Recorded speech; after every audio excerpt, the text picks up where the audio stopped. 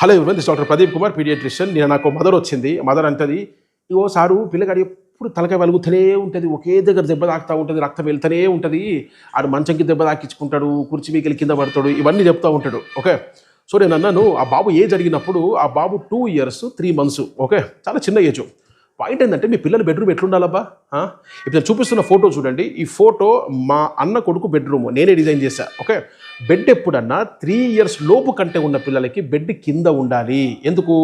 3 years వచ్చిన తర్వాత వాడి కాళ్ళలో, వాడి తొడళ్లలో మజిల్ పవర్ మంచిగా ఉంటుంది. వాడి బెడ్లు ఎక్కడము దిగడము హ్యాపీగా చేస్తాడు. 3 లోపు ఉన్న పిల్లలకి ఎక్కరాదు, వాళ్ళు దొరికి పడతారు కింద. అర్థమవుతుందా? సో మొత్తం 5 పాయింట్స్ ఉంటాయి బెడ్రూమ్కి. అందులో 3 ఇప్పుడు చెప్తా. 1, బెడ్ కింద ఉండాలి 3 years లోపు ఉన్న పిల్లలకి. Number 2, mosquito net. ఫోటో చూస్తున్నారా? మంచి మస్కిటో నెట్ ఉంది కదా, ఈ mosquito net second point compulsory ఉండాలి ఈ సీజన్లో, దోమల సీజన్లో. 3వది, ఆ రూమ్లో ఎలాంటి చెక్క మంచాలు కానీ, చెక్క సోఫాలు కానీ, ఏముండొద్దు. బెడ్ ప్లేన్ ఉండాలి మొత్తం. అర్థమవుతుందా?